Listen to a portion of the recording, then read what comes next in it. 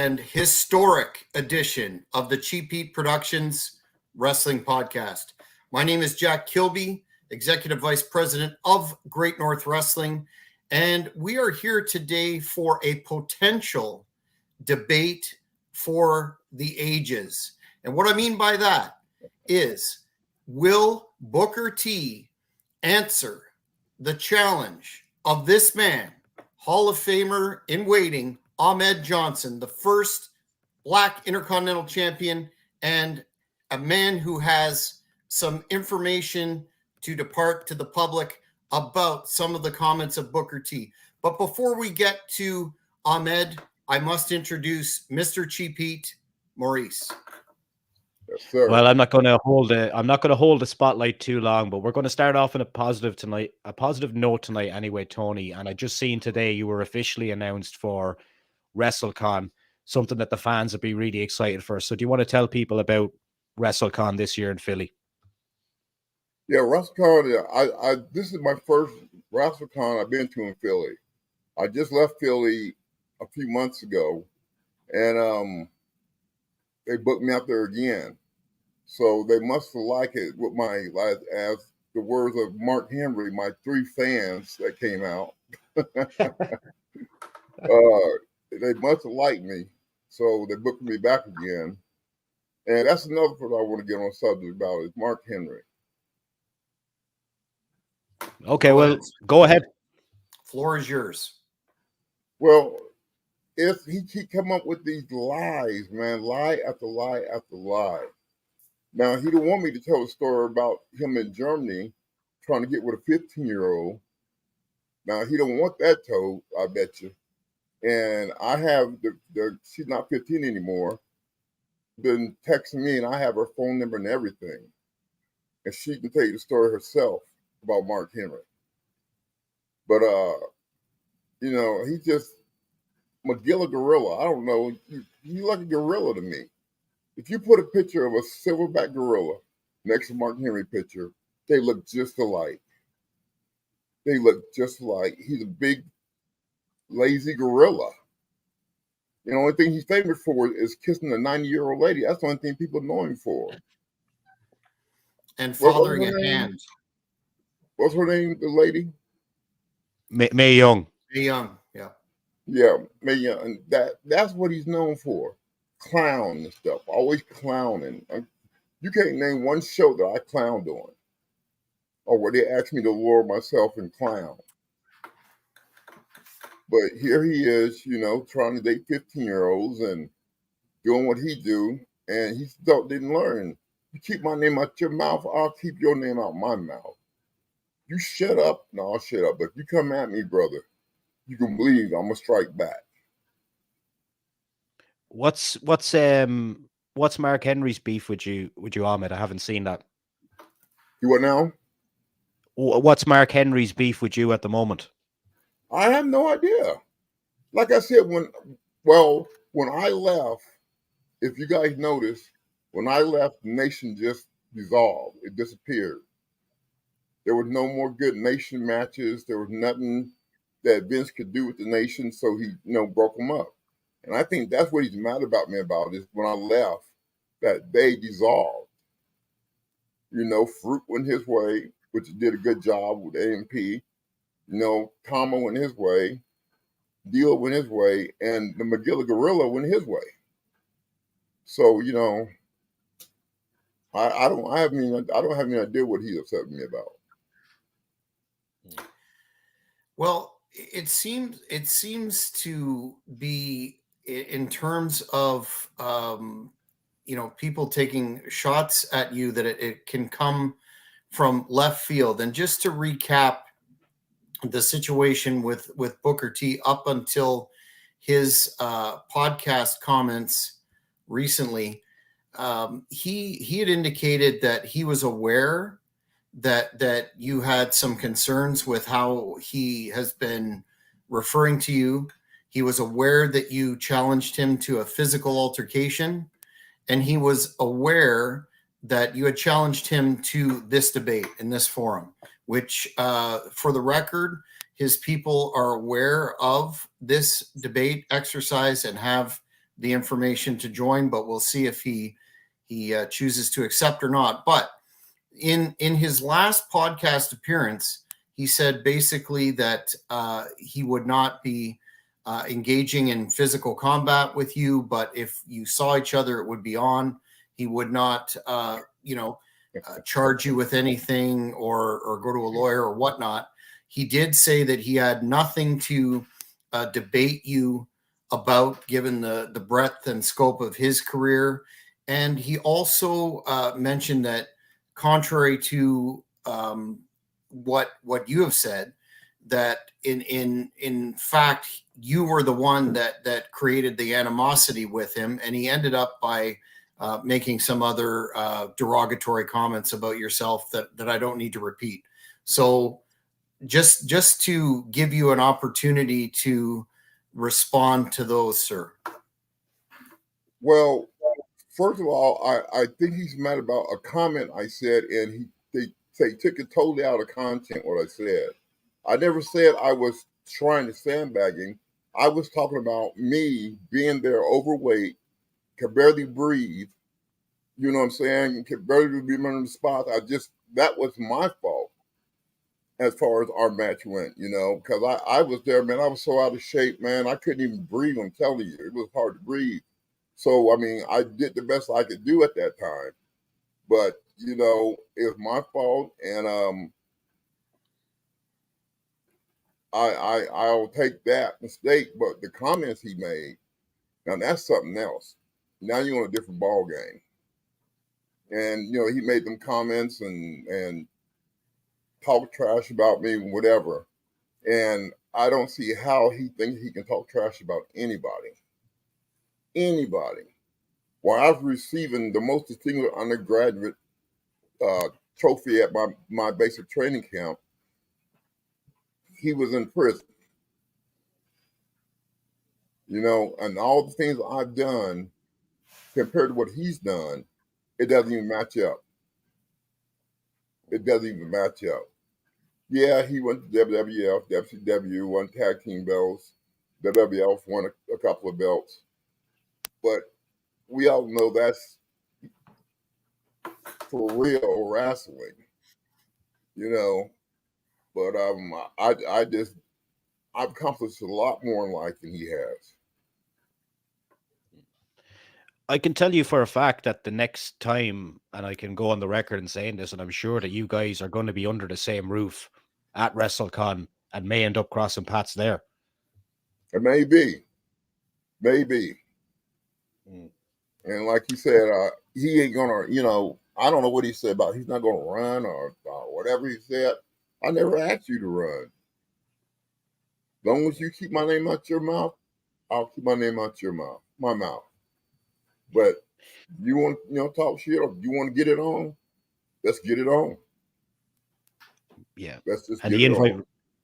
The invite remains open. But obviously, Ahmed, when this thing was going on the last couple of weeks with you and Booker, it kind of got into the wrestling news, as I'm sure you've seen, and people were weighing in on their opinions. And I just seen about an hour ago before the show started, I sent this to Jack, and Dutch Mantel weighed in on the situation on his podcast.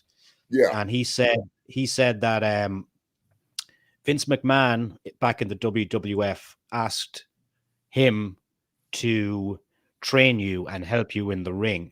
And then he also went on to say that if this was a real fight, Booker would kick the shit out of Ahmed, but I wish you well. Any response to that? Oh, man. First of all, I don't remember Dutch Mantel coming to me asking me anything about training. Vince never told me that he had me wanted him to train me. If I would have wanted anybody to train me, it probably would have been Al Snow. But, outside of Al Snow, there was nobody that I would want to train me. And especially not Dutch Mantel. So I don't know where he got off with his comments at. But if I ever see him, we're going to have a talk too. We will have a talk if I ever see him. Because I don't know how he got involved in this. Booker T sweep the floor with me. Please, Booker T could sweep the floor with me if I gave him a broom.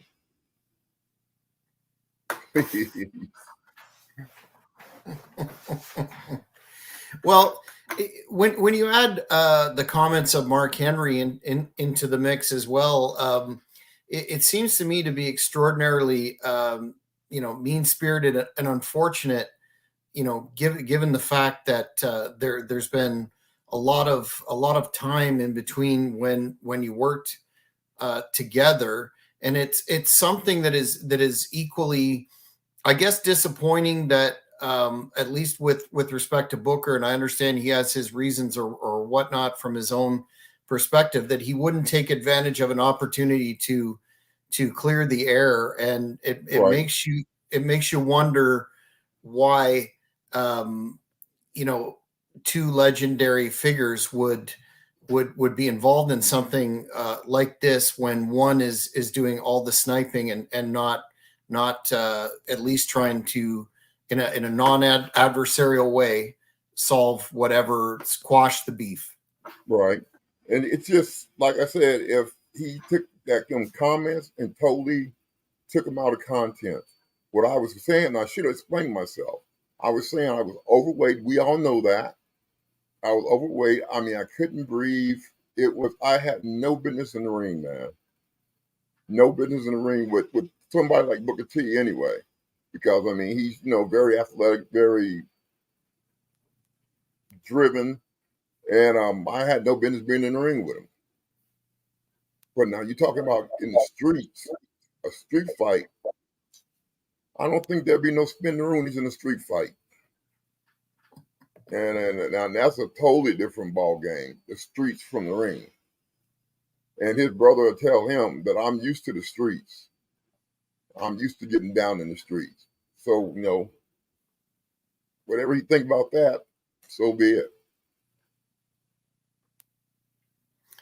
So if he's not going to show today, he said that he won't meet you to engage in combat. He's declined to participate today in this. What would notwithstanding the fact that you could very well likely be under the same roof at some time, in which he said there would be no legal ramifications, it would be on. But what would you say to Booker if this is going to just continue to be out there? Well, it's going to continue being a problem. We're going to have to talk about it if he wants to talk about it. But if not, like I said, as long as he keep my name out his mouth, I'll keep his name out my mouth. It's no big deal to me, one way or the other. We can either go street with it or we can go like two gentlemen with it. Exactly. Maurice?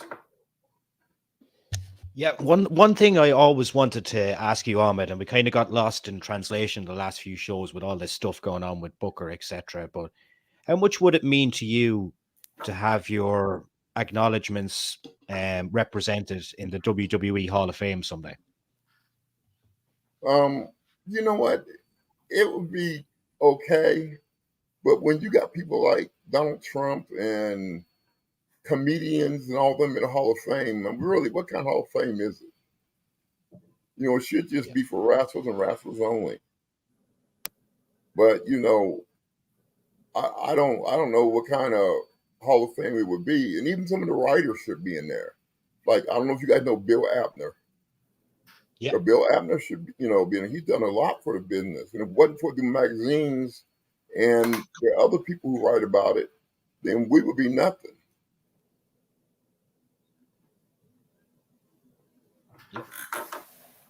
Yeah, excellent point. In terms of recent news as well, you probably read or saw that Rock returned to WWE and had a little bit of a deal with Jinder Mahal, and is supposedly going to be in the mix for WrestleMania again. I'm assuming that's true, and I know that you worked with him as well in the Nation setup in the WWF. Just wanted to know your memories of that, and whether you saw, the potential that he would be probably one of the top box office draws in Hollywood.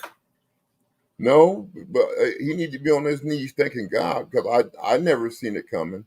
And but I can't take nothing from him. The dude's a hell of a performer, a hell of a performer. And I mean, in the ring, out the ring, even his acting is good. But there's nothing I can take away from The Rock. I mean, The Rock, is Rock. But the people's champion, or the people's belt, came from me first. When I won the Intercontinental belt, first thing I said was, "I'm the people's champion." And you can go back on tapes and look at it. And then he started saying he was the people's champion. No hatred there whatsoever. Just that I started that, and then he filled in with it. Another thing from your career, Ahmed, I was looking at earlier was the Q8 Cup. Now, we kind of focused on the outside the ring stuff last time from it. But then when I was looking back through the records, and you had a hell of a run over there, beating guys like Stone Cold Steve Austin, Triple H, Owen Hart. What memories do you have inside the ring from that tournament? And I just seen earlier where you beat Stone Cold Steve Austin with the spine buster in a very aggressive match. How the memories I have of him? Yeah. With Triple H, when I was in the ring with him, I was really, really green. He was like one of my first matches. And he guided me through the match. He called the match, he guided me through it. And, I'll never take that from him. But, then I got to team up with the Warrior and Shawn Michaels. Well, would have been the Warrior, but, he left and Sid stepped in. But it was a pretty good run, man. I enjoyed it. I enjoyed the run. I enjoyed wrestling with him. I enjoyed wrestling Triple H because he was calling stuff in the ring like a ring general, and he was on point with everything he called. But yeah, I mean, it was great. Do you have any memories of working with Steve Austin then? Because you guys had a few matches and one of them was in as a reference Q8. Do you have any memories of Steve? Yeah, in Kuwait we had a match. It was funny more than anything. Steve does some really funny stuff in the ring that'll make you laugh if you know what he's doing. You know what I'm saying? And we had a great match in Kuwait. Now that time we were supposed to wrestle in the WWF when he gave me the Stone Cold Stunner, and I was supposed to have a match with him. I don't know why that dissolved, but that didn't happen.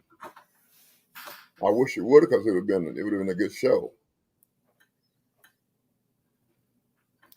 One of the perennial controversial characters involved, on the periphery of wrestling today, but whom you had professional interactions with, was Jim Cornette and his Camp Cornette stable. And I know you often team with Shawn Michaels against his charges. What were those experiences like for you? And did you have a relationship per se with Cornette?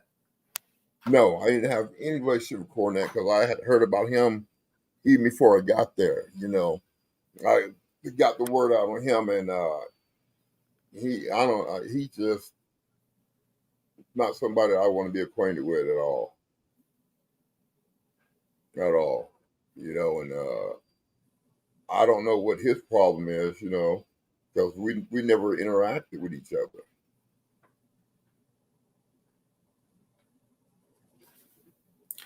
Yeah, I think sorry, Jack. I think he's referenced you before in a negative light on his podcast as well. It's Yeah. something I think I heard. It could have been a few years ago now, but I heard it maybe a couple of weeks back. Yeah, I don't know what his problem is because we never interacted at all. The only time I seen Cornette was when we had that match with Yoko, Bulldog, and Owen. Outside of that, I never spoke a word to him. Yeah. What was it like with that team with Shawn Michaels in terms of your chemistry with him? It was a good match. We had good chemistry going, man. It was a real good match. It was me, him, and Sid. But the Warrior was supposed to be there, and I prayed that Warrior was going to be there. But he couldn't come to an agreement with the money situation. So he left. And then they brought Sid in. But, Sid's a good fill-in. Sid is over big time. Sid Vicious has always been a cool guy with me, man. Always been down to earth, and I got nothing negative to say about Sid Vicious. One of the things I seen recently, Tony, was the promo that you done with Sonny backstage. I think you shared it on your personal social medias there a couple of weeks back. What do you think of the way everything ended up for her? Like, obviously, you know, she's in jail now and she went on a bad path. What was your kind of experience like with her? And are you surprised that she went that low? Well, like I said on the interview, my mom always told me to take trash out, don't bring it in. And Sonny, she ended up just like I thought she was going to end up, man. I thought she was going to end up with AIDS or something because, you know, guys sleeping around with. I thought she was going to catch HIV. But, you know, 17 years, I was going to think that's enough. When you killed her, how old was the guy she killed? In his 72, 80s, I think. mid 70s, I think. Yeah. Man, I mean, dude had lived life that long. He was somebody's father. He was somebody's grandfather. He was somebody's brother and somebody's husband. And you took that all away from him because you want to drink and drive, which isn't the first time that she's been cited for drinking and driving. And you take that and you kill somebody. In 17 years, I don't see that being enough. Because with good behavior, it should probably be out in half that time. Looking early into your career, you which I have some questions about. You worked a lot or sometime in Texas, in that territory, and had some matches in the Sportatorium that can ask you about. Did you happen to catch the Von Erich movie, The Iron Claw, that has done so well in the box office? And if you did, your thoughts on that, but more generally, your experience working in Texas, right in the shadow of that Von Erich dynasty in the 80s. Yeah, no, I haven't seen the movie yet. I'm definitely going to go see it. But I met David Von Erich. I think his name is Dave Von Erich. I met him, and he was a good guy, man. He was really a good guy. You know, and it's just tragic the way everything happened, man. It's like they had a curse over them or something, you know? Mm-hmm. Yeah, that's what they've said. In terms of the Sportatorium itself, we've heard a lot about the state of the building at the time. Were they drawing at the time that you were there for Global, or was it in somewhat of a state of disarray? Yeah, they was drawing for Global. I mean, they was, packing the house out, when I was there for Global, but nobody would take care of the building, man. They just let it just lapidate and just go to waste like they did, man. And that I hate when they got rid of it, sold it, man, because that was the hallmark for everybody. That's somebody in wrestling. If you somebody in wrestling, you came to the Sportatorium. Yes, sir. Were you under the impression that Joe Pedicino had a big backer and the company was going to be a huge deal, and then when it didn't go that way, there was a lot of disappointed people? Did you hear that at the time, that he had major funding? Yeah, I heard that he had got a big backer behind him, and I guess that wasn't true. But he was telling everybody how he had this big backer behind him and everything was going good, and they were going to fix up the locker room and fix up the Sportatorium, and none of that ever happened. So we are 25 minutes away from the end of the show, and there's no sign of Mr. Huffman, as Ahmed refers to him as. So we'll continue on with the questions as normal. Tony, one man I never got to ask you about, Lex Luger. What was he like inside and outside the ring? I know you worked in WCW together. On who? Lex Luger. I never really got to talk to Lex, man. We talked one time about, our slam in Yokozuna, and Yokozuna only weighed 500 something pounds when Luger did it. When I did it, he weighed 700. And, we talked about that a little bit, but outside of that, I really didn't communicate with Lex. I mean, he seems to be a good guy. I don't know anything bad about it. Jack? We have a fan question here from a super fan. Can you talk about the rib when Davey did the stink bomb live on Raw? Oh, okay, Davey or Owen. I don't know which one of them clowns did it, but they always rib me, man. And I had what was going to be my fiance parents up in the press box, watching the matches. And so I go back to the locker room after my match, getting dressed, and all of a sudden I smell something like dog dookie. And I'm like, where'd that smell coming from? And they started laughing, and then come to find out, Yoko told me that they put a stink bomb in my suitcase. And so I had to go up there and meet them smelling like dog poop. And I don't know what they thought about me and what they think about me today, but I never asked them, but I don't know what they think about me now. I hope they don't think that was me smelling like that. Did you ever get ribbed by either of them other than that, or were privy to any? Man, they ribbed me a lot, and Bret Hart told me, he said, "Oh man, don't get upset if they're ribbing you." He said, "Because Owen and Davey only rib the people they like. If they don't like you, they won't mess with you. They won't rib you at all. But if they like you, they start running ribs on you." And one time, I think I told the story before, when we had WrestleMania in California, and I'm sitting in my room, my phone rings, I answer my phone, and it's David Letterman show. So I'm all happy, man, talking to Dave and answering all these questions. I'll tell them how long I've been in the business, so on and so forth. And he said, "Well, we'd like to have you on the show tomorrow night." And I was like, "Man, this is unbelievable. David Leno show."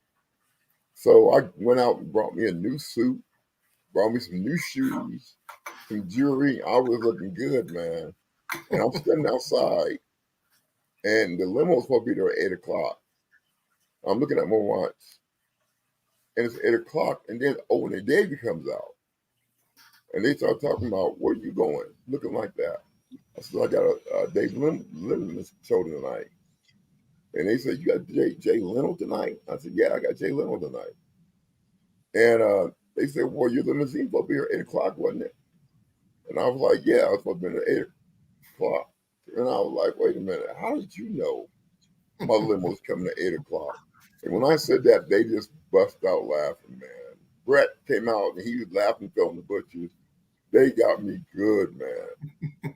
Good. I had called everybody that I know and told them to look at Jay Leno's show tonight. And it was them that called my room. I was acting like Jay Leno. It was embarrassing, man. That's awesome. That's timeless. Ahmed, Yeah, do you have any? Do you have any memories of Mick Foley? I know he was there in the late 90s when you were in the WWF as well. Not really. I mean, I didn't, once again, it's one guy that I didn't really associate with Mick Foley. I mean, no certain reason, I just never, found the time or we were never in a situation where, we just sit down and have a talk. So was there anyone, like, I know you're not wrestling anymore, but you're looking back on your career, was there anyone that you wish you did get in the ring with but never got a chance to? I would have liked to get in the ring with Goldberg because, he had that somewhat intensity, not a deep mind, but he had somewhat of intense. Goldberg, even now, I got in the ring with Brock Lesnar. I would have loved to have a match with Brock Lesnar. I think that would have been a hell of a match. Probably wasn't a shoot match, but it'd been a hell of a match. And Sid, I would have liked to wrestle Sid. Me and Sid never tied up, and I don't know why. I think that would have been a good big man match. But we never got to, get in the ring and get it on. So Sid's another one.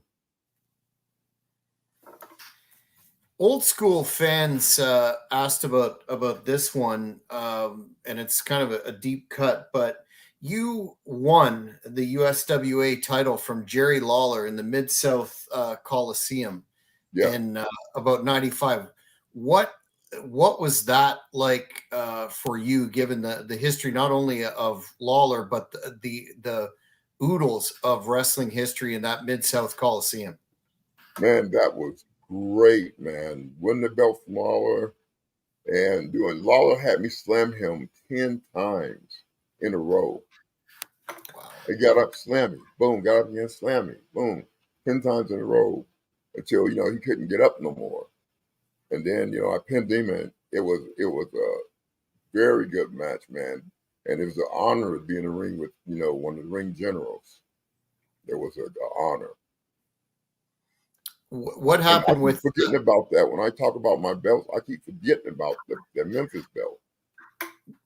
yeah, it's a big deal. What happened with that situation? Were you going to have a long run, or how was that laid out for you? For at Memphis, Yeah, for the USWA, yeah, the title. no, it was I don't think it was meant to be a long run. It was something that Vince wanted me to do to go get more training, I believe, down in Mhm. Memphis.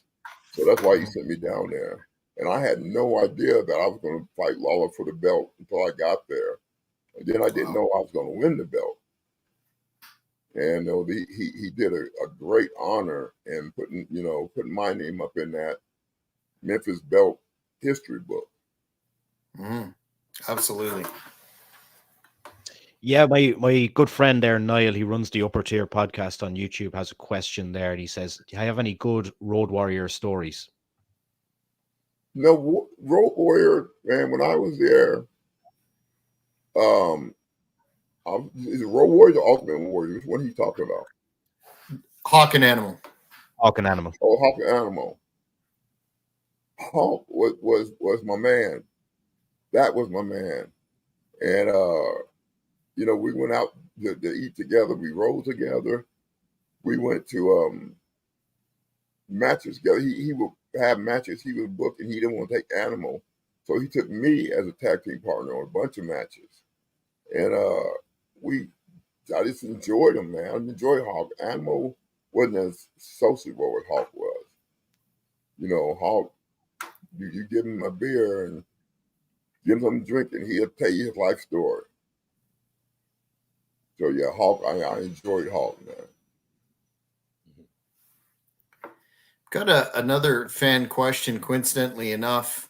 Uh, the aforementioned comments from Dutch Mantelli, he sort of in a roundabout way talked about this, but why did your Double J Jeff Jarrett feud, I guess he's saying come short, but got cut short? I really don't know. I really don't know. I mean, like I said, even with Jeff Jarrett, I was green, new to the business, and Jeff Jarrett was one of the first guys I got to wrestle. And I don't know, if he appreciated me being so green. And I don't know if he went and told Vince something or what. I don't know what the situation was. But Jeff Jarrett was a hell of a performer. And I was just learning. While I was there, man, I was just soaking up as much as I could. Another fan question there was, any memories of working against Terry Funk in WCW? I believe you guys worked a match there together, the late Terry Funk. Yeah, I got to wrestle. One of my first matches was against Terry and Dory Funk.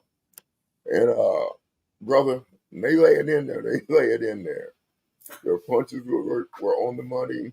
Their chops were on the money. And when they laid it in there, they laid it in. These are two guys that can really brawl in the streets if they had to. Mm. Another sort of legendary figure that you had an opportunity to work with early. Sorry, not sort of a legendary figure that you had an opportunity to work with early in the WWF. Your respective tenures was Glenn Jacobs Kane, who was the dentist at the time, Isaac Yankum. Do you have any recollections of that? Because talk about a good big man encounter. Yeah, he was. Kane was Kane. I yanked him at the time. but he was very light, man, on his feet. He was a good guy to work with because he was light on his feet. His punches, you didn't feel anything. Clotheslines, you didn't feel anything. I mean, he was a great worker, man. Kane was a super good worker. And I wrestled him when he was Ike Yankum, and I wrestled him again when he was Kane. So in Kane, he got to just choke slam him. And that was about as far as the match went, you know. What do you think? And I know this is kind of off topic, but on topic. I was watching President or ex-President Donald Trump on stage yesterday endorsing Kane, and then he ended up talking about The Undertaker. Is that a bit wild or what? Did he? Yeah. Yeah. Wow. No, I didn't know that, man. But you know, he was in there. Kane is the mayor of Knoxville now. Yeah. He's a big Trump supporter, and he was Oh, doing some is he? speech, and then Trump was giving his props to Mayor Jacobs, otherwise known as Kane. Well, you know, Trump knows that Kane and Undertaker had a bunch of fans. So Trump was going to jump on that bandwagon with him to try to get their fans to vote for him. You know, but no, I didn't see that show. I wish I would have. I'll send it to you later. Okay. Yeah, it's kind of one of those bizarro world moments, to quote Jerry Lawler, where wrestling and reality intersect, and it's definitely something to see.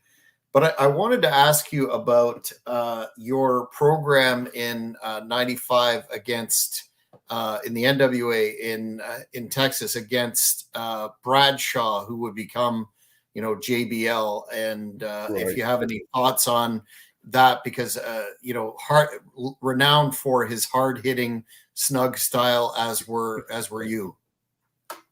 Brother, we got in there, and I didn't know he was going to shoot during the match. But it was, if you ever get that tape, watch it, man, because this one hell of a shoot match. I mean, he came in with that clothesline Larry he does, you know, and he hit me hard. And so I shot him back a rope, and I gave him a kick that should have took his head off, but didn't. But we did it with respect, you know what I'm saying? I mean, after the match, we were still boys. We were back there laughing at each other, and he's definitely a shooter, brother. He's definitely a hard hitter. Who was the hardest hitters, Ahmed, when you look back at your time in the wrestling business? Like, I know you like to work with hard hitters, so who were some of those guys that like to give a bit and you could give back to them? Who was the hard hitters? Yeah. Vader. Without any doubt. Vader, man. When I got in there with Vader, he came in the locker room during a match, before our match started. He came in the locker room, he said, "Hey, brother." He said, "You know I love you." He said, "But I'm going to hit you, so hit me back." And I thought he was just joking. I'm like, he's not going to hit me hard, you know. Please. Them little Vader things he do in the corner, when he gets in the corner and hit you with his forearms. Man, I thought he was going to knock me out. So we had a good shoot match. And once again, it was one of them matches where we go to the back and we respect each other. In fact, we rode together that night and stayed at the same hotel that night. And Vader was a shooter, man, if you've ever seen one. The only thing I didn't like about Vader was when them young guys come in, the jobbers, he would shoot on them. And, you know, these kids are trying to make it, man. They're just young kids trying to get in the business. And I don't think that was right to shoot on them like that. He caused a lot of injuries, I think, to guys that we've talked to and friends of guys that we've talked to on this show. So that's unfortunate. Did you ever feel that someone ever came to try and deliberately injure you during a match before?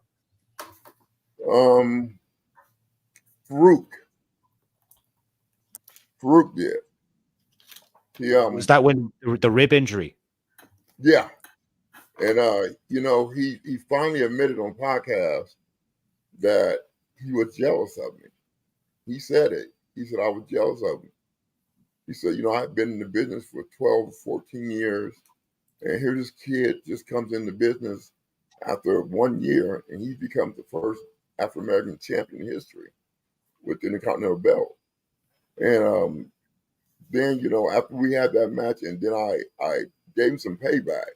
I gave him his receipt during the street brawl with me and the Road Warriors. I took him and slammed him through the table hard, and it fractured his ribs.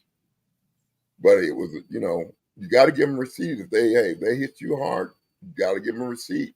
Otherwise, the rest of the boys are going to think you're a punk. And are you guys on good terms now then, all these years later?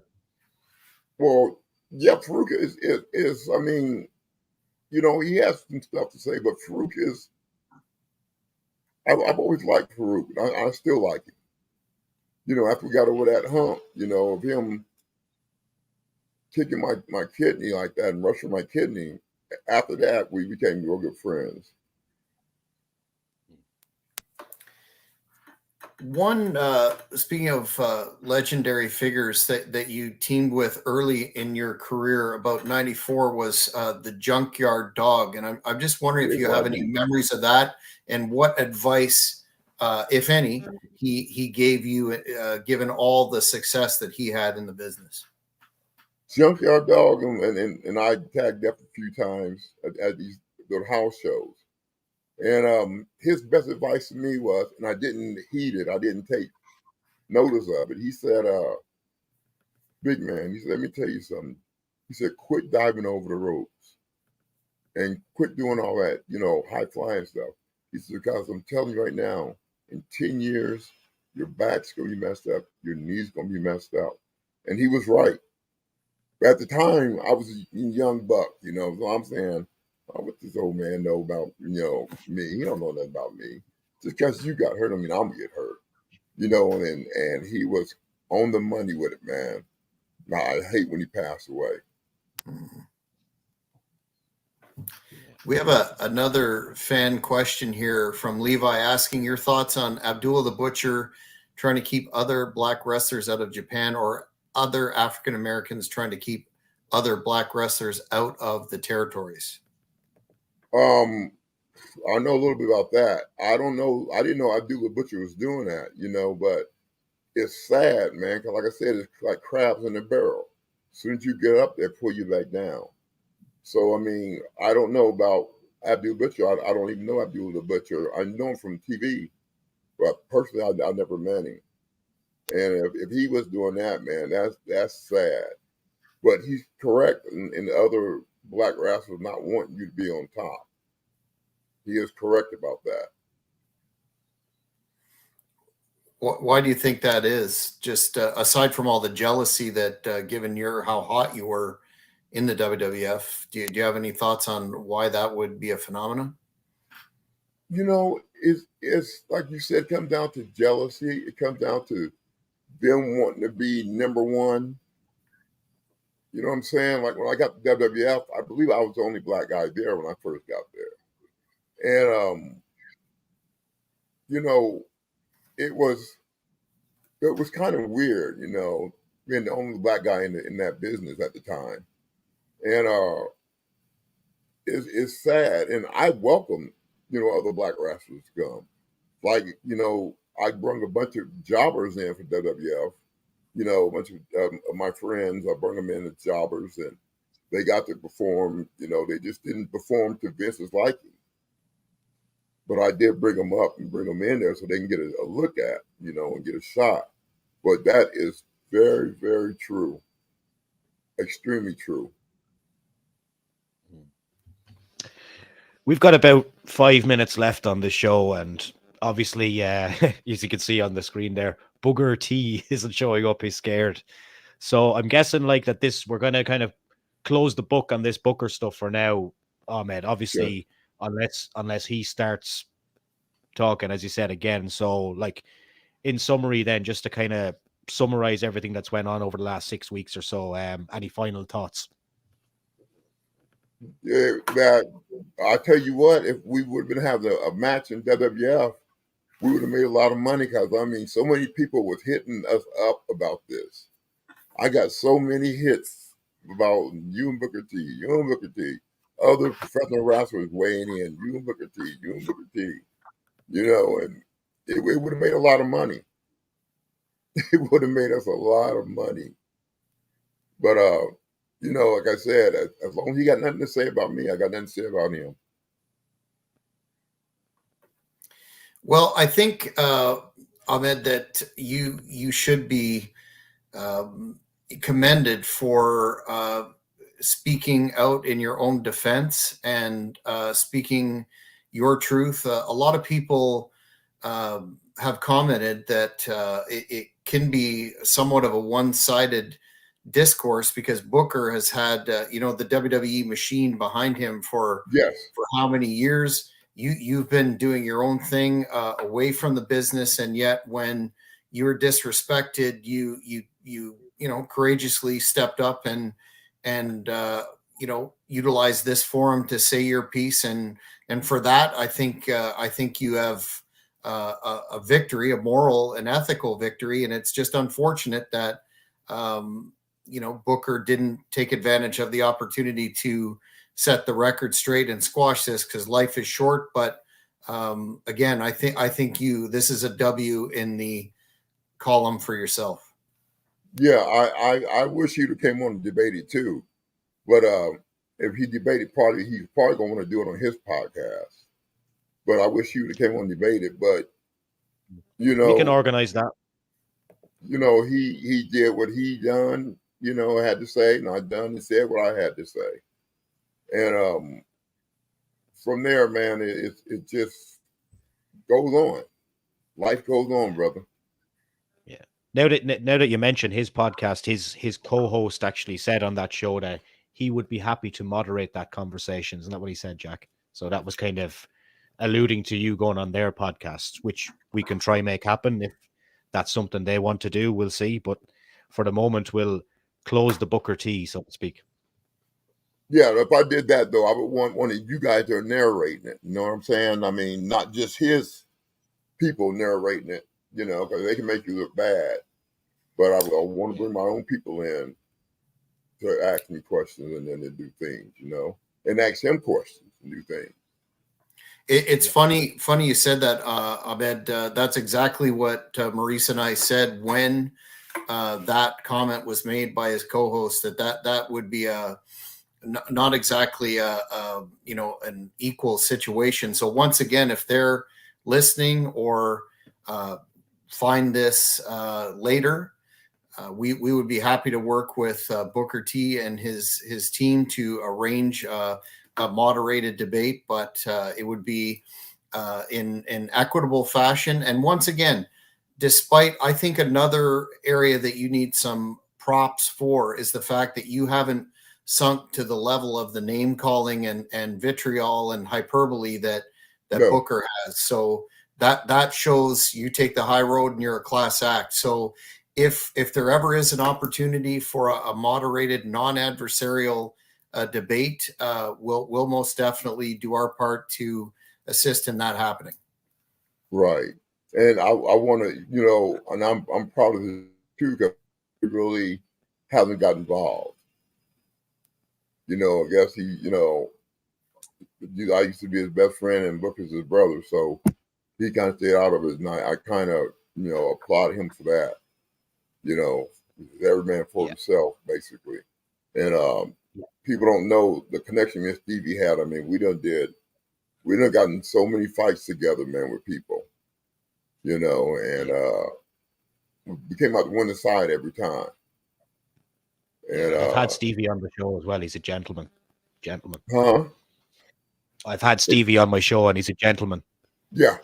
He that's Stevie Ray, man. He let it's gonna be, and he just lives life day by day, So you have to give him his props, man. Yeah.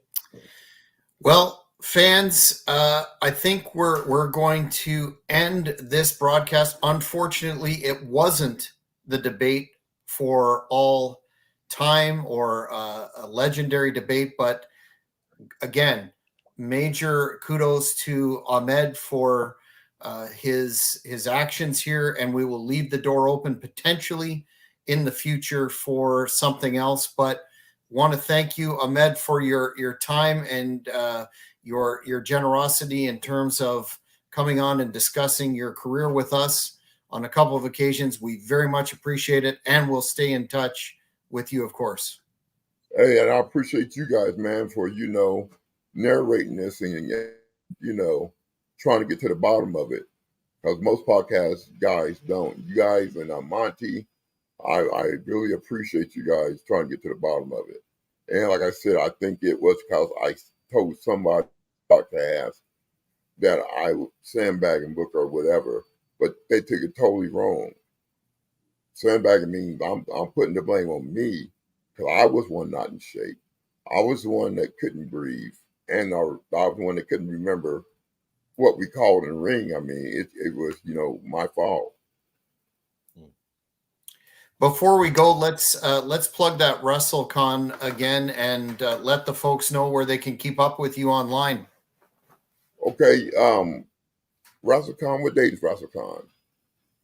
It's the first weekend of April, Saturday and Sunday. I'll get the exact dates now, but it's in Philly, Saturday and Sunday. I'll just get the exact. You carry on, and Tony, and I'll get it. Okay. Well, make sure you come out WrestleCon. Ahmed Johnson and Psycho Sid and Kurt Angle. We'll all be at the table together. So come out there and check us out and get your autograph signed and have a good time. April 6th and 7th. Okay. April 6th and 7th. Philadelphia. So come out there and have a good time. WrestleMania weekend. Uh-huh. WrestleMania weekend. There'll be 100,000 fans around.